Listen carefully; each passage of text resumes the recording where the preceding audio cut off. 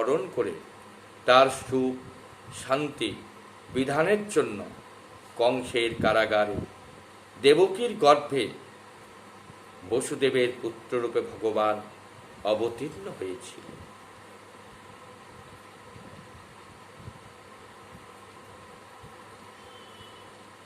তত নন্দব্রজমিত পিত্রা কংসাদ বিভত্তা একাদশ সমাস্তোত্র গূঢ়াচির্য সরলোহবসর।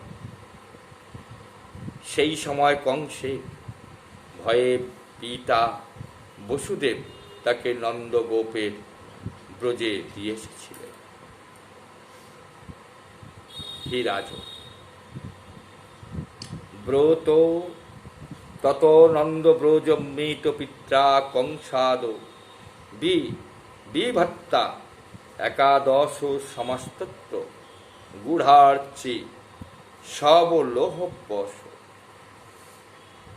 সেই সময় কংসের ভয়ে পিতা বসুদেব তাকে নন্দগোপের ব্রজে দিয়ে এসেছিলেন। সেখানে তিনি বলরামের সঙ্গে 11 বছর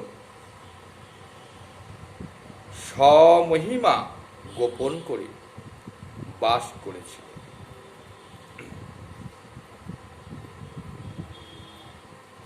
বিরত বৎস পৈর্বৎসাংশ্চারয়ণ বাহো হ্রদ বিভু যমুনোপবনে কুজোদ্দীজ সংকুলিতাং ভীপ।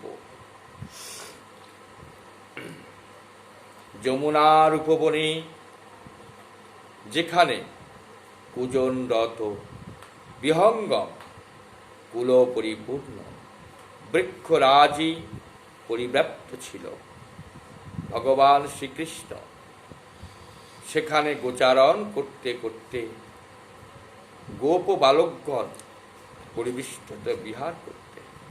যমুনার উপবনে যেখানে কুজনরত বিহঙ্গম, যমুনা পুলিনে নিরন্তর যেখানেতে পাখি পক্ষীগণ শ্রী কানাইয়ের গুণগান করতেন, ময়ূর নৃত্য করতেন, সুখ সারি তারা নিরন্তর শ্রী গোবিন্দের লীলা কথা পরিবেশন করতেন।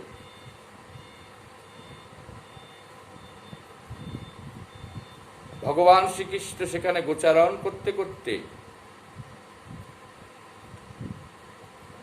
অর্থাৎ বোধন চড়াতে চড়াতে সমস্ত শ্রীদাম সুদাম বসুদাম রাখালদের সঙ্গে একসঙ্গে তিনি তাদের সঙ্গে বিহার করতে।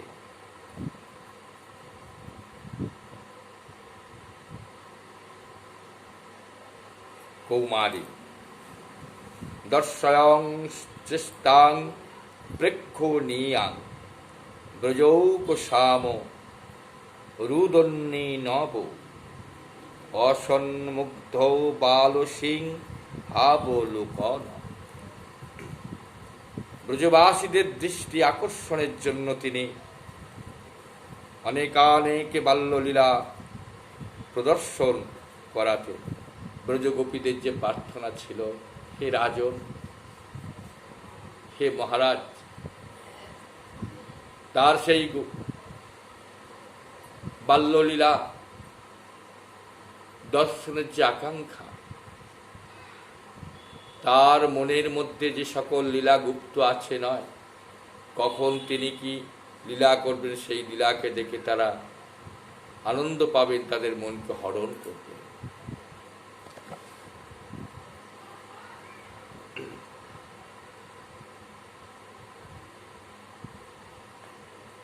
ব্রজবাসীদের দৃষ্টি আকর্ষণের জন্য তিনি অনেকানেক বাল্যলীলা প্রদর্শন করতেন।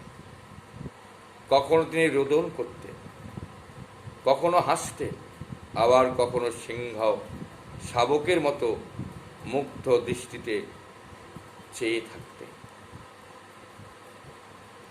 এরপর একটু বয়স বাড়লে তিনি সদা বৃষ সমেত নানা বর্ণের শ্রীসম্পন্ন গোধন চারণকালে বংশীর সুমধুর ধ্বনিতে সঙ্গে যত সহচর গোপবালকদের আনন্দ দান করতেন, সখাদের আনন্দ করতেন এবং তাদের সঙ্গে নিয়ে কত খেলা করতেন এবং সুমধুর বংশীর ধ্বনিতে গোপবালককে আনন্দে তাদের ভরপুর ভালোবাসা দিতেন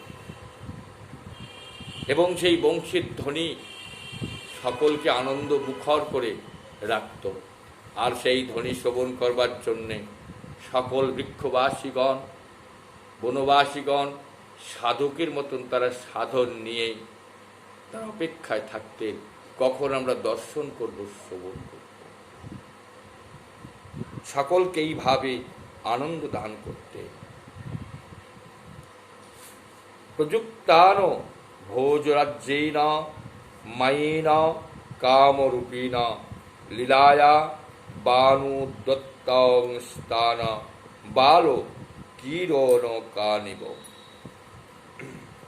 এই সময়ে যখন ভোজরাজ কংস শ্রীকৃষ্ণকে বধ করবার জন্য অনেক মায়াবী এবং ইচ্ছা মতো নানা রূপ ধারণকারী রাক্ষসদের ব্রজধামে পাঠিয়েও ছিলেন, মায়াবী মায়ারূপী মহাবলশালী শক্তিশালী সমস্ত মায়াবী রাক্ষসদের তিনি পাঠিয়েছিলেন কৃষ্ণকে বিনাশ করবার। তখন শিশুরা যেমন মাটির খেলনা ভেঙে ফেলে, ঠিক সেইভাবেই শ্রীকৃষ্ণ তারা অবলীলাক্রমে সেই রাক্ষসদের প্রাণ বিনাশ করত। খেলার ছলে শ্রীকৃষ্ণ তাদের মেরে ফেলে।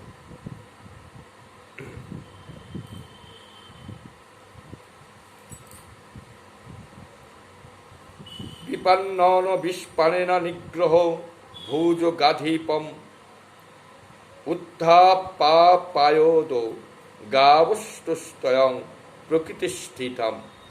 এক সময়ে কালীয় নাগকে দমন করে তার বিষপূর্ণ জলপানে মৃত গাভীগণ এবং মৃত হয়েছিলেন। গোপবালকগণকে তাদের ক্রন্দন শুনে পুনর্জীবিত করে কালীয়কে বিষমুক্ত জলপান করার ব্যবস্থা করে দিয়েছিলেন এবং কালীয় নাগকে সেখান থেকে বিষ দূষিত এবং বিষ সমস্ত কিছু বিনাশ করবার জন্য কালীয় নাগকে তাড়িয়ে দিয়েছিলেন। অজাজয় দিগাও শিবন গোপরাজং দ্বিজৌত্তময়ী বিত্তস্য চরু ভারস্য চিকর্ষণ সদ্যয়ং বিভু বিজ্যোতেন্দ্রব্রজ কোপাদ্ভগ্ন মানহে তে বিহোল গোত্রলী লাতপত্রেণ প্রাত ভদ্রানুগৃহতা শরচ্ছ শিক রৈর্মিষ্টং মানয়ন রজনীমুখম গায়ন কলপদং রেমেস্ত্রীণাং মণ্ডল মণ্ডলং। গোপরাজ নন্দের প্রকৃত সমৃদ্ধ ধনরাশি সদ্ব্যয় করার উদ্দেশ্যে শ্রেষ্ঠ ব্রাহ্মণদের দ্বারা নন্দরাজকে দিয়ে গোবর্ধন পূজা করিয়েছিলেন। হে বিদু, এই পূজায় নিজেকে অপমানিত মনে করে যখন দেবরাজ ইন্দ্র বিনাশের জন্য মুষলধারে সমস্ত জলাধারকে এনে প্রবল বাড়িবর্ষণ আরম্ভ করেন, তখন ভগবান শ্রীকৃষ্ণ করুণাময় এই গোবর্ধন পর্বতকে খেলার ছলে উঠিয়ে তাদের রক্ষা করেছিলেন।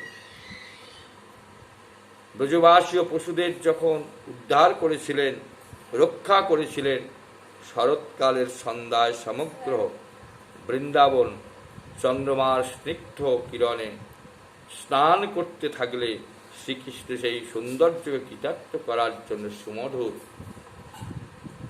গান গেয়ে এবং গোপী মণ্ডলের শোভাবর্ধন করে তাদের সাথে রাস বিহার করতে।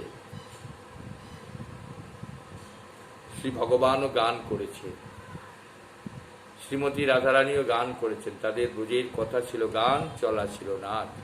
সেজন্য প্রতি কথায় গান, প্রতি কথায় হচ্ছে নাচ। ভাগবত কথার সঙ্গে সঙ্গে যখনই ভাব আসবে তখনই এই কথাতেই গান হয়ে যাবে। তুমি আমার চরণে প্রণাম তোমার। আর আছে